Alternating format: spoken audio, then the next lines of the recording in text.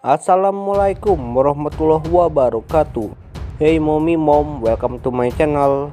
Kembali lagi bersama saya Texas TV yang akan membahas alur cerita Naluri Hati di per episodenya. Sebelum cerita dimulai, alangkah baiknya bagi kalian yang baru menemukan channel ini, press the like button, comment and subscribe, oke? Agar kalian tidak ketinggalan info terupdate dari channel ini. Dimana kali ini saya akan membahas sekaligus memprediksikan alur-alur cerita yang pastinya tegang dan menarik untuk kalian tonton. Oke guys, tonton sampai habis ya, biar tidak ada kesalahpahaman. Di adegan pertama, nampak Farah sedang berada di rumah Ibu Rina.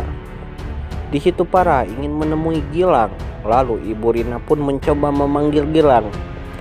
Karena Ibu Rina sudah tahu maksud dan tujuan Farah datang kemari, Ibu Rina pun sengaja bilang kepada Gilang, jika Farah meminta pertanggungjawab atas kehamilannya, Gilang tidak boleh mempertanggungjawabkannya. Lalu setelah itu Gilang pun langsung menemui Farah. Di situ Farah mengungkapkan bahwa Ibu Hanum sudah mengetahui atas kehamilannya Farah.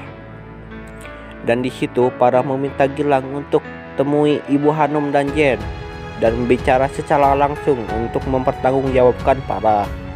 Tetapi di situ Gilang malah menjawab Gilang tidak mau bertanggung jawab atas kehamilannya Farah karena dengan pedenya Gilang merasa gak pernah ngelakuin apa-apa dan Gilang menuduh Farah berhubungan dengan laki-laki lain selain Gilang. Farah pun spontan kaget dan menangis setelah mendengar itu. Farah di situ menjelaskan bahwa Farah tidak pernah berhubungan sama laki-laki lain selain Gilang.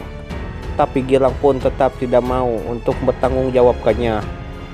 Akhirnya Farah pun memohon-mohon kepada Gilang untuk bertanggungjawabkan atas kehamilannya Farah dan meminta Farah untuk dinikahinya.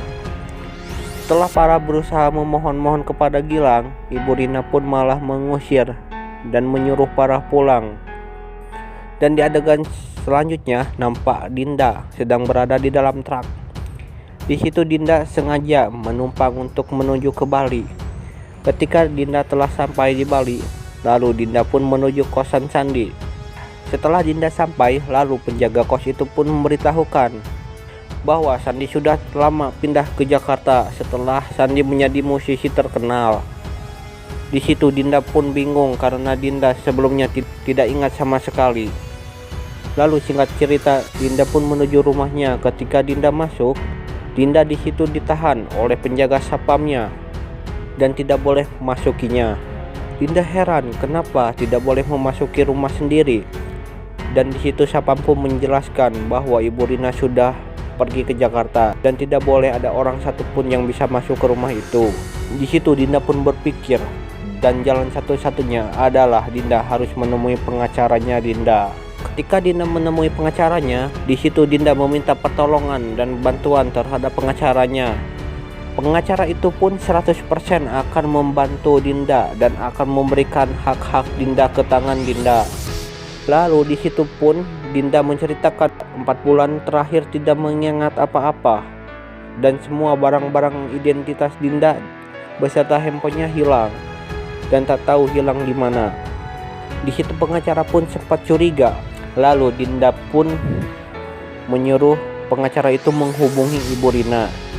Ketika pengacara itu menghubungi Ibu Rina, pengacara itu meminta alamat rumah Ibu Rina yang ada di Jakarta.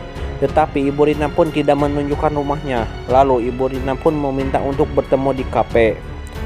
Akhirnya pengacara itu pun menyetujui untuk bertemu di kafe. Dan di situ pengacara itu pun akan membantu Dinda akan mencari tahu yang sebenarnya. Lalu tak lama kemudian Dinda di situ pun diberi tempat tinggal dan handphone dan berserta kartu kredit untuk sementara waktu. Ketika Dinda sedang berada di tempat penginapannya, di situ Dinda tak sengaja melihat acara Sandi yang hadir di televisi. Dinda sangat sedih ketika melihat Sandi dan sangat rindu sekali. Lalu Dinda pun mencoba login Instagram Dinda. Tetapi Dinda tidak bisa login dikarenakan dulu sempat dihack oleh Cindy.